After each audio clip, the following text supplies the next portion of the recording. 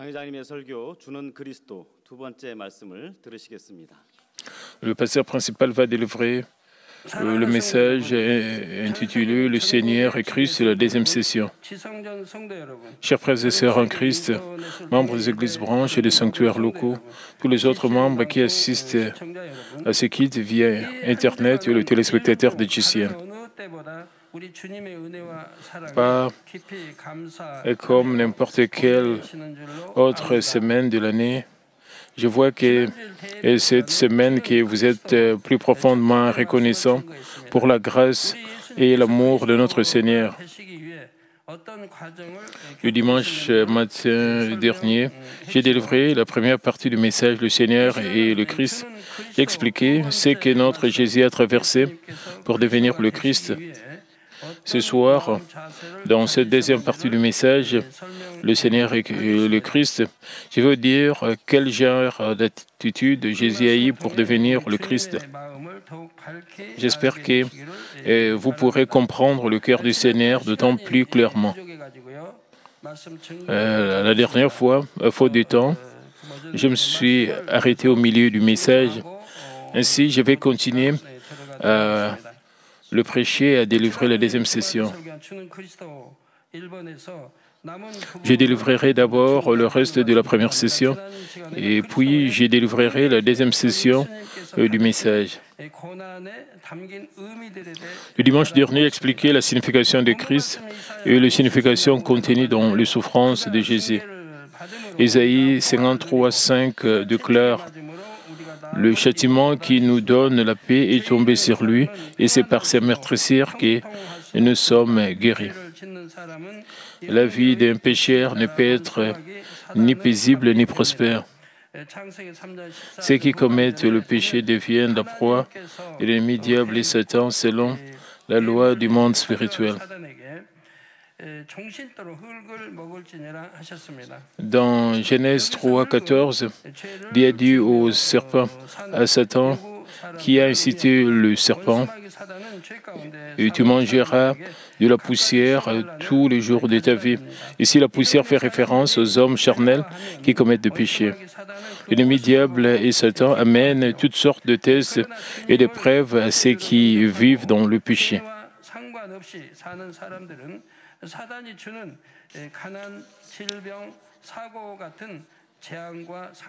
Mais ceux qui ont accepté le Seigneur comme sauveur vivent une vie exempte des péchés, ne souffriront pas de la pauvreté, de maladies ou des accidents portés par Satan. Parce que Jésus a résolu le problème de nos péchés en se soumettant au châtiment, nous sommes parvenus à jouir de la paix.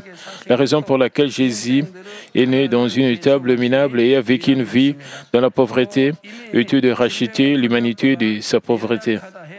De plus, même si quelqu'un est déjà malade ou infirme, s'il se répand de ses péchés de tout son cœur et abat les murs de péché, il peut être guéri. Le passage dit que par ses meurtrissures, nous sommes guéris. Comme nous le trouvons dans Matthieu 8:17, enfin qu'il s'accomplisse ce qui a été annoncé par Ésaïe le prophète. Il a pris nos infirmités et il s'est chargé de nos maladies. Nous sommes guéris parce que Jésus a été flagellé et son corps a été blessé. Nous avons été rachetés de nos péchés parce que notre Seigneur a versé son sang pour nous, parce qu'il a été flagellé et qu'il a versé son sang. Notre Seigneur nous a rachetés de tous nos péchés. Le fouet, à cette époque-là, était une arme mortelle qui avait des morceaux de plomb ou des os sur le bord, et un soldat romain bien entraîné a flagellé Jésus. Sa chair a été arrachée du corps par le fouet et il a été trempé dans son propre sang. Frères et sœurs et le téléspectateur de GCN, pendant qu'il accomplissait son ministère dans le corps humain fragile, Jésus a enduré la faim et la fatigue et a supporté la flagellation effrayante, le gros clou et la douleur des épines pendant qu'il était crucifié. Lui a été Lui a-t-il été facile d'endurer parce qu'il est le Fils de Dieu? En aucun cas. Jésus a surmonté toutes ses souffrances par la souffrance de l'amour, par la puissance plutôt de l'amour. Son plus grand amour pour l'humanité lui a permis de supporter toutes les douleurs et souffrances. C'est quand nous étions encore de pécheurs. Cet amour nous a sauvés, le pécheur modèle qui était comme des cadavres du fait inextinguible de l'enfer. Par conséquent, j'espère qu'aucun d'entre vous ne dira « Je ne peux pas croire en l'amour du Seigneur, je ne peux pas le sentir. » La naissance, la vie et la mort de notre Seigneur sont tous des faits et des événements historiques. Les calendriers que nous avons chez nous à la maison vous témoignent. Et les calendriers que vous avez chez vous vous témoignent de ces faits historiques. Quelle année votre calendrier indique-t-il? Quelle année? Le temps avant la naissance de notre Seigneur est marqué comme PC et le temps après sa naissance est AD, l'histoire de l'humanité divisée en tant que telle. Ainsi, juste en regardant un calendrier ordinaire, vous pouviez dire combien d'années il y a notre Seigneur, combien d'années notre Seigneur est né pour nous racheter de nos péchés. Cela a été enregistré dans les calendriers. Vous respirez après avoir gagné une nouvelle vie et vous commemorerez l'amour du Seigneur sur la croix. Tout cela grâce à l'amour du Seigneur. Nous pouvons tout faire avec la puissance de cet amour. Les cœurs souillés de péché écarlate peuvent devenir blancs comme la blanche neige. Ainsi, j'espère que vous deviendrez tous rapidement des hommes d'esprit et de la parfaite sanctification qui sont sanctifiés. Je prie au nom de notre Seigneur, le Christ qui a souffert, afin que vous donniez joie et réconfort à Dieu le Père qui a donné son Fils unique.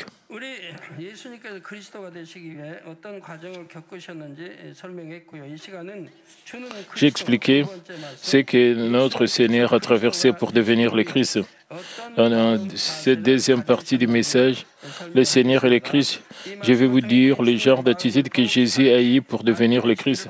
J'espère que vous arriverez à comprendre le cœur du Seigneur d'autant plus clairement.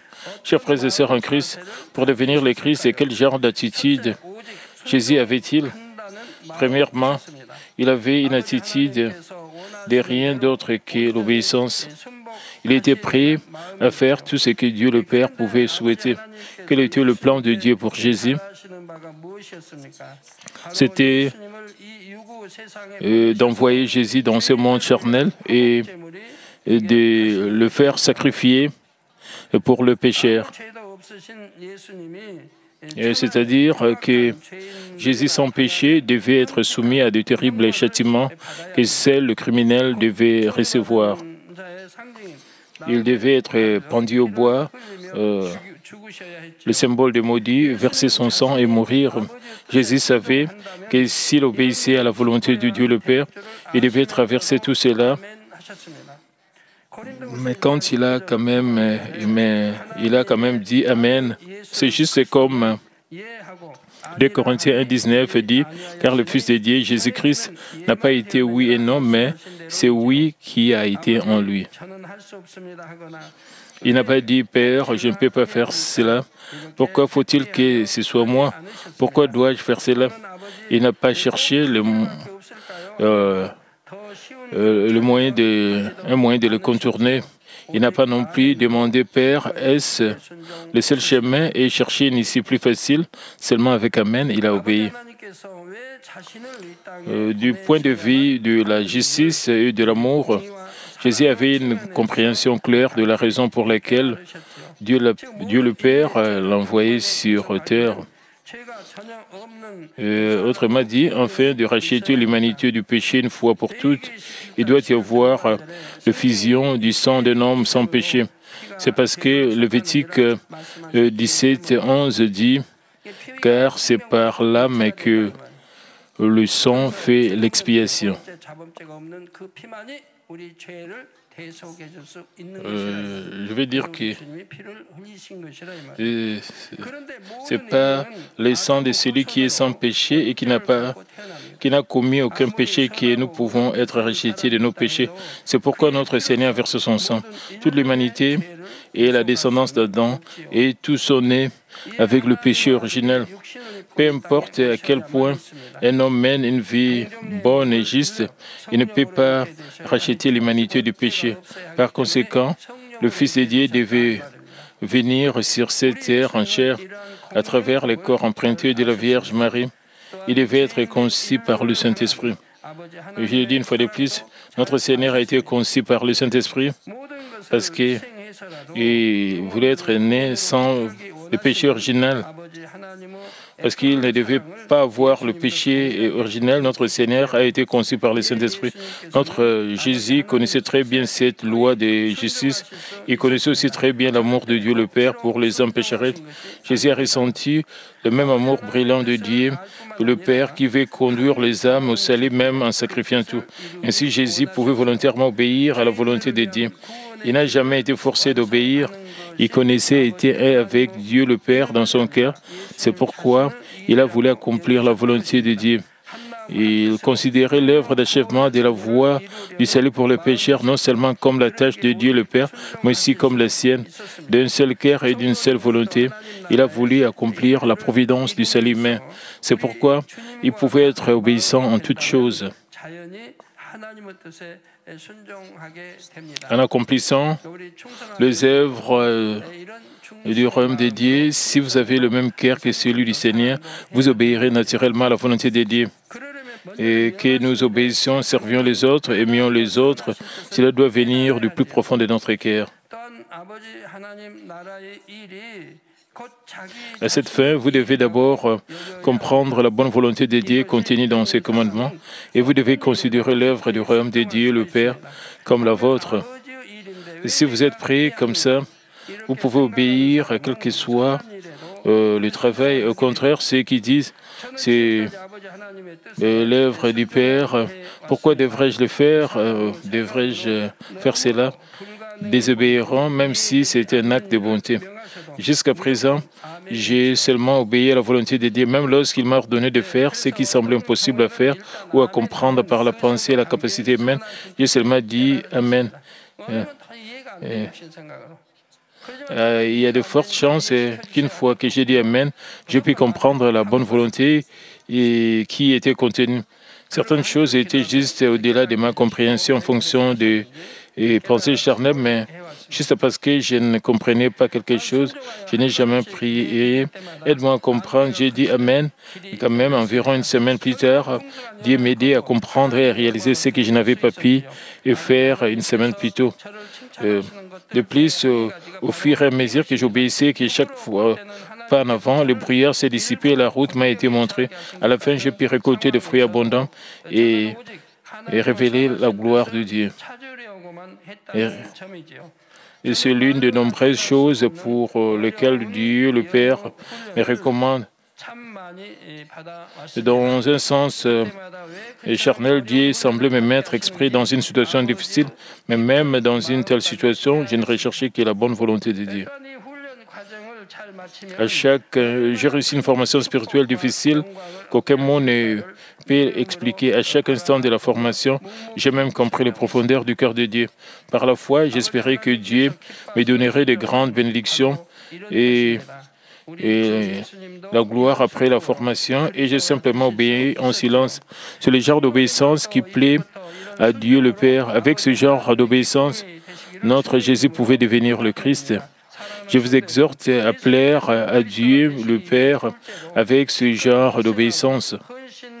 Frères et sœurs en Christ, afin de devenir le Christ, deuxièmement, Jésus avait une attitude volontaire de sacrifice et de dévotion. Le sacrifice fait référence à un acte consistant à abandonner sa vie, sa fortune, son honneur ou quelque chose d'important ou de précieux pour le bien des autres. Et la dévotion est le processus consistant à consacrer beaucoup de temps ou d'énergie à une activité. Pour accomplir la providence du salut de la croix que Dieu le Père avait prévu depuis des siècles, il a consacré tout son cœur et tout son corps. Il n'avait aucun désir de rechercher son propre intérêt. Il a achevé le chemin du salut de la croix avec une attitude de prendre n'importe quel mal, quel qu'il soit. En conséquence, le mur du péché qui séparait le pécheur de Dieu a été démoli.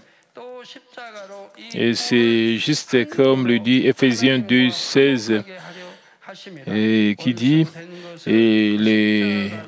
qu'il réconcilie l'un et l'autre en un seul corps avec Dieu par la croix en détruisant par elle l'inimitié. Pour réconcilier le pécheur avec Dieu, Jésus lui-même est devenu le sacrifice expiatoire et il nous a confié le devoir de la réconciliation. Sur ce, 2 Corinthiens 5, 19 dit « Car Dieu était en Christ et réconciliant le monde avec lui-même, en n'imputant point aux hommes leur offense, il a mis à nous la parole de la réconciliation. » Et pour accomplir ces devoirs de réconciliation, nous devons aussi nous sacrifier et nous dévouer, comme l'a fait le Seigneur. Nous ne devons pas nous attendre à poursuivre la paix avec tous les hommes sans nous sacrifier. Et surtout, si vous souhaitez devenir serviteur de Dieu ou ouvrier, vous devez être prêt à vous dévouer et à vous engager. Jésus a dit dans Luc 14, 26 à 27, « Si quelqu'un vient à moi, et s'il n'est pas son père, sa mère, sa femme, ses enfants, ses frères et ses sœurs, et même à sa propre vie, il ne peut pas être mon disciple. Et quiconque ne porte pas sa croix et ne me suit pas ne peut être mon disciple. » Et par conséquent, vous ne devez jamais faire des choses pour briser la paix avec Dieu à partir de maintenant. Lorsque vous commettez un péché, un mur de péché vous sépare de Dieu et la paix est brisée. Un péché menant à la mort construit un mur qui ne peut jamais être brisé. Vous savez, c'est là, vous connaissez la vérité, vous connaissez le ciel et l'enfer, vous savez qu'il y a un jugement. Ainsi, vous ne devriez jamais commettre de tels péchés menant à la mort, jamais. Si vous êtes en paix avec Dieu, vous pouvez demander en toute confiance, en toute assurance, tout ce que vous voulez. Et vous pouvez recevoir des réponses à tout ce que vous demandez. De plus, si vous poursuivez la paix avec tous les hommes, vous deviendrez un véritable enfant de Dieu. Si vous devenez un véritable enfant de Dieu, et notre niveau d'autorité spirituelle vous suivra. Juste comme notre Seigneur a manifesté la puissance de Dieu en tant que fils de Dieu, vous pouvez également devenir un homme capable.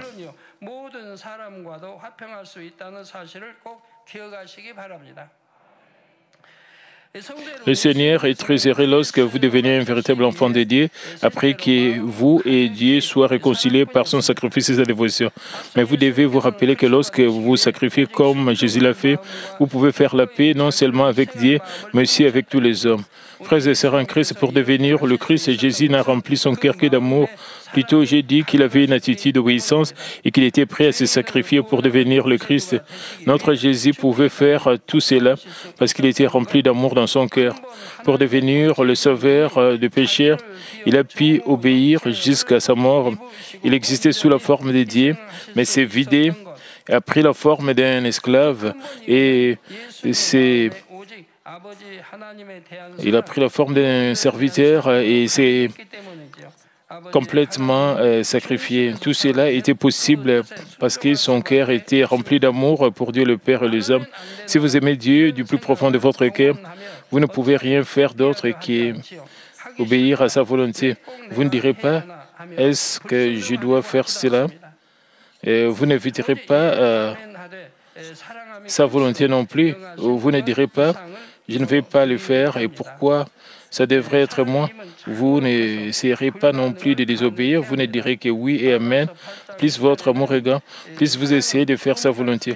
La puissance de l'amour est si grande que cela peut rendre l'impossible possible. Et Cantique des Cantiques 8, 6 dit, et l'amour est fort comme la mort. Le verset 7e dit, et les grandes eaux ne peuvent éteindre l'amour, et les fleuves ne les submergeraient pas. Qu'un homme offrirait tous les biens de sa maison contre l'amour, il ne s'attirerait que le mépris. Notre Jésus pouvait obéir à la volonté de Dieu jusqu'à mourir pour le pécheur. C'était aussi grâce à la puissance de l'amour. L'amour que Jésus avait surpassé de loin la peur et la douleur de la souffrance sur la croix. C'était juste comme 1 Jean 4, 18 qui dit « La crainte n'est pas dans l'amour, mais l'amour parfait bannit la crainte ». Si vous aimez Dieu, vous n'aurez aucune crainte dans tout ce que vous faites pour Dieu avec fidélité. Vous n'aurez aucune crainte. Vous aurez confiance en toutes choses. Pour cette même raison, Dieu le Père a pu livrer son Fils bien-aimé pour subir une mort terrible. Son amour pour les âmes était bien plus grand que la douleur qu'il a reçue en voyant son Fils souffrir.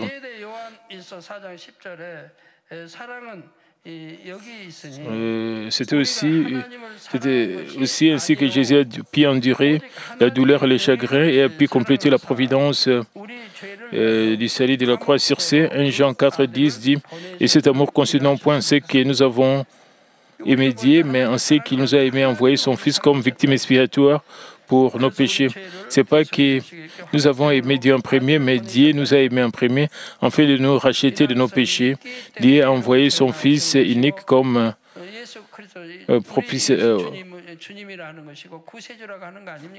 propitiation.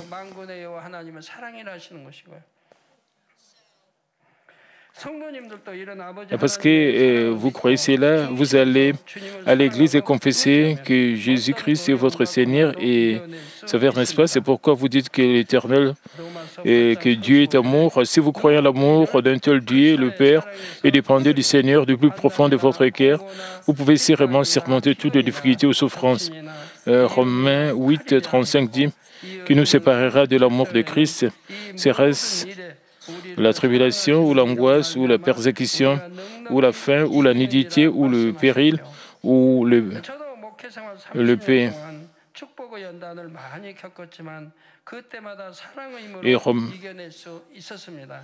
Et j'ai moi-même subi des raffinements, de bénédictions au cours de plus de 30 ans de ministère et j'ai pu le surmonter par la puissance de l'amour. Quand j'étais connu dans le monde entier comme une mauvaise personne à cause de fausses rumeurs venant d'une chaîne de télévision, je ne l'ai surmonté que par la foi en ces faits que le Père m'aime, même si tous les hommes me pointaient du doigt, le fait que le Père reconnaisse la vérité, qu'il m'aime, a réconforté mon cœur. Je n'ai jamais douté, oublié que Dieu m'aime et me fait confiance en 100%. J'ai jamais fait confiance à Dieu à 100%. Mon amour et ma confiance en lui n'ont jamais été inférieurs à 100. Et je sais que le Père est le même avec moi. Comme je n'ai jamais enfreint aucun des commandements du Père, je peux toujours être confiant. Parce que j'ai toujours été obéissant, je suis confiant devant le Père. Après le temps de raffinement, une énorme bénédiction nous est donnée parce que je connais ces faits.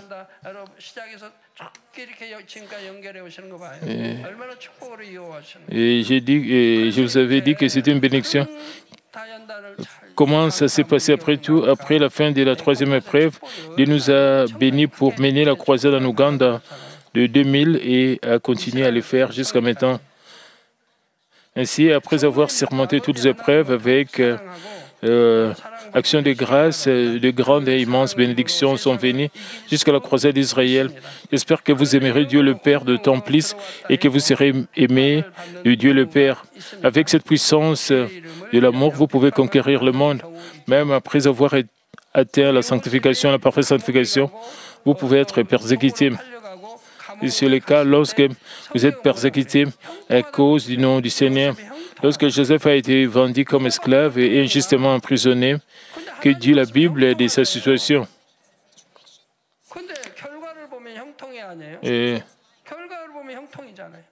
Et certaines personnes peuvent vous dire que la vie de Joseph était ruinée, mais la Bible dit que Joseph était prospère. Qu'est-ce qui est arrivé à la fin? Est-il prospère ou non? Joseph a fini par recevoir d'abondantes bénédictions au point de sauver son père, ses frères et toute une nation. Les gens ne parlent pas de ce qu'ils voient, la façon dont le Père travaille. Il y a toujours des étapes et des progrès. Chaque cas est différent. L'apôtre Paul n'est-il pas mort en martyr? N'a-t-il pas été emprisonné? Pierre n'est-il pas allé en prison? Cela signifie-t-il que leur vie a été un échec? Non. Tout ce qui leur était arrivé avait fini par une bénédiction. Ils ont magnifié Dieu encore plus. Vous devez savoir, vous devez également connaître ces choses.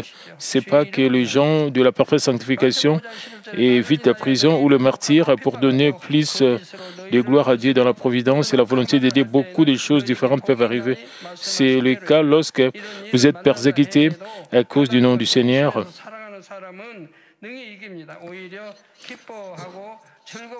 Même face à une telle persécution, ceux qui aiment vraiment Dieu de tout leur cœur peuvent facilement la vaincre et ils se réjouiront plutôt et seront heureux. C'est parce que le Seigneur a dit, votre récompense au ciel est grande, votre récompense est grande. Les ancêtres de la foi qui aimaient le Seigneur avec ferveur se réjouissaient et étaient heureux d'être persécutés à cause du Seigneur. Mais si vous considérez qu'il est même difficile de vivre selon la parole du Seigneur, pouvez-vous dire que vous aimez vraiment le Seigneur? Le Seigneur a tout sacrifié pour vous. Comment ne pas aimer un tel Seigneur? Si vous l'aimez, vous lui obéirez. Si vous l'aimez, vous pouvez vous sacrifier. Permettez-moi de conclure le message. Chers frères et sœurs en Christ, nous lisons dans Philippiens 2, 5. Ayez en vous le sentiment qui était en Jésus-Christ. Ayez cette attitude. Quelle attitude? Le cœur de Jésus. Si vous avez l'attitude et le cœur de Jésus en vous, comment des contre-vérités ou du mal pourraient-ils être incités dans votre cœur? Pourriez-vous même permettre à de telles choses de s'installer dans votre cœur? Les contre-vérités, le mal pourrait-il trouver place dans votre cœur? Et non, ils ne peuvent pas.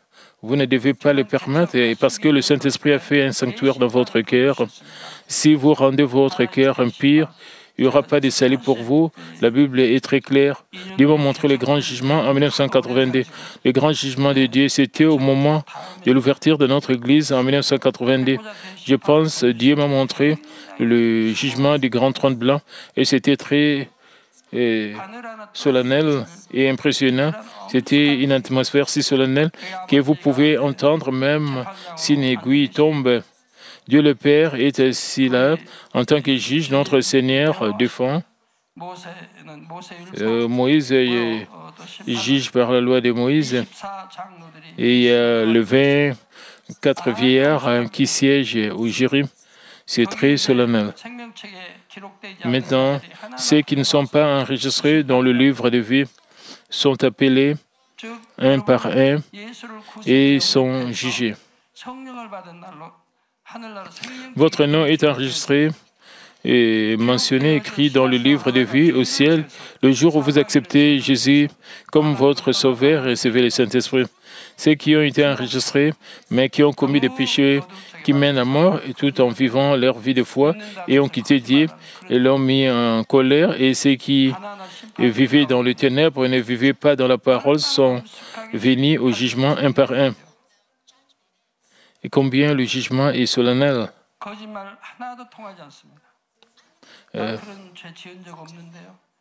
Je n'ai jamais commis de tels péchés, je n'ai jamais dit cela. Et rien de tout cela ne fonctionne. Devant le trône du Père, il y a une mer de verre où vous pouvez regarder dans tout le passé de toutes les âmes.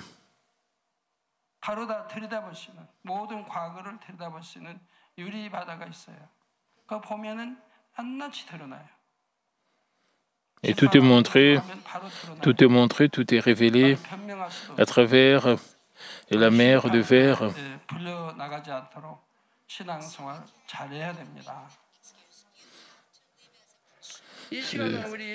Et si quelqu'un est jugé, c'est à révéler tout de suite. Ainsi, vous ne pouvez même pas faire une esquisse. Nous devons bien vivre notre vie chrétienne afin de ne pas être appelés au jugement de la punition. J'ai expliqué 3 attitudes que notre Jésus avait en lui pour devenir le Christ. C'était l'attitude des rien qui est l'obéissance, l'attitude volontaire et des sacrifices et des dévotions et l'amour du Père et des âmes. J'espère que vous pourrez ressentir plutôt un tel cœur du Seigneur regardant la performance de Pâques dans le deuxième le dimanche. Je le désire que le cœur du Seigneur soit coupé exactement sur vous, que Dieu vous puisse, que vous ne puissiez jamais oublier la grâce et l'amour de Dieu et poursuivre que le chemin de la vérité jusqu'à ce que le Seigneur revienne. Au nom du Seigneur Jésus-Christ, j'ai prié. Prions tous concernant ces messages. Père éternel, merci encore pour notre Seigneur qui est venu, le Christ, notre Seigneur qui est venu ouvrir la voie du salut. Permets que nous puissions avoir la même attitude, c'est-à-dire que nous puissions voir le cœur du Seigneur. Permets que nous puissions être obéissants, que nous puissions vraiment avoir l'attitude volontaire de nous sacrifier, de nous consacrer pour l'œuvre du Seigneur, et que nous puissions voir aussi en nous l'amour du Père et l'amour pour les âmes. Permets que nous puissions voir tout cela pour te glorifier au nom de notre Seigneur Jésus-Christ. Ainsi prié. Amen. Maintenant, nous allons recevoir la prière du pasteur principal pour les malades. Si vous pouvez poser vos mains sur vos parties malades, si vous n'êtes pas malade, posez votre main sur votre cœur pour le désir de votre cœur. Alléluia, Dieu Tout-Puissant, Dieu d'amour. S'il te plaît, pose ta main sur tous ceux qui reçoivent cette prière maintenant. Montre tes œuvres transcendant le temps et l'espace sur tous ceux qui reçoivent cette prière sur GCN et Internet, via satellite, les églises branches, les sanctuaires locaux et surtout les enfants de Dieu partout à travers le monde. Donne-leur la foi de croire du fond de leur cœur et chasse tout ce qui est pensée négative et doute. Et chasse tout ce qui est test et épreuve, du pied jusqu'à la tête, le parties internes, les jointures, le tissu, et toute partie malade, et consume-les avec le feu du Saint-Esprit et avec la lumière originelle. Au nom de Jésus-Christ, j'ordonne à l'ennemi diable et Satan toutes sortes de maladies, germes, virus, infirmités, quittez-les, que la lumière brille. Et s'il te plaît, consume toutes leurs maladies en phase terminale et les maladies incurables avec le feu du Saint-Esprit. Et chasse tout ce qui est maladie endémique, y compris la malaria, toutes les maladies contagieuses telles que le rhume, la grippe et la fièvre, quittez-les. Protège-les de toutes sortes de germes et de virus. Et guéris tout ce qui est cancer d'estomac, des poumons, d'intestin, sida, leucémie, apoplexie cérébrale, hypertension, hypotension, diabète, maladie et tout ce qui est problème des thyroïdes, des cœurs, des poumons, maladies des femmes, toutes sortes d'inflammations, et quittez-les. Et guéris de tout ce qui est polio, AVC, arthrite, hernie discale, douleur dorsale, maux de tête, névralgie, toutes sortes de douleurs puissent disparaître, épilepsie, autisme, dépression, névrose, autres maladies mentales, quittez-les. Toutes sortes de paralysies soient guéries, que les paralytiques s'élèvent et marchent, que leurs yeux puissent bien voir, que les oreilles puissent bien entendre, que les aveugles voient, que le muet parle, que les sourds entendent. Et guéris-les de tout ce qui est fait secondaire, de toutes sortes d'accidents, et guéris leurs os fracturés, restaure tout ce qui est brûlé, et permet que la sensation de chaleur puisse disparaître. Père, s'il te plaît, permet que tout ce qui est cicatrice puisse disparaître. Soyez purifiés de toute dépendance à la drogue, à l'empoisonnement et aux mauvaises substances. Que les tissus morts, les cellules mortes soient régénérées. Ramène les morts à la vie. Donne La bénédiction, Père, à tes enfants. Recevez la bénédiction de la conception. Au nom de Jésus-Christ, j'ordonne les mi-diables et Satan, les principautés de l'air et les mauvaises forces dans le lieu céleste et leurs serviteurs. Quittez-les. Quittez l'esprit impur, esprit trompeur, esprit de séparation, toute force de ténèbres, tout ce qui est chaîne de méchanceté soit brisé. Ténèbres, quittez-les. Que la lumière brille. Père Dieu, donne à tes enfants la force de se crier dans la prière et la puissance de rejeter le péché, de devenir sanctifié. Comme l'arme prospère, permet que tout se passe bien avec et que leur famille soit évangélisée. Protège-les de toutes sortes d'accidents et de désastres tout au long de cette semaine et bénis-les pour qu'ils puissent mener une vie prospère sans aucun problème. Avec le feu ardent du Saint-Esprit, l'armée céleste et les anges, et avec tes yeux enflammés, protège tous tes enfants, leurs familles, leurs lieux de travail et leurs affaires. S'il te plaît, permets aux étudiants de voir la sagesse et l'intelligence. Donne-leur la ferveur, l'enthousiasme de bien étudier. Permets qu'ils ne puissent pas suivre les choses mondaines, mais qu'ils puissent t'aimer avec plus de ferveur. Et qu'ils puissent, dans tout ce qu'ils verront et boiront, qu'ils puissent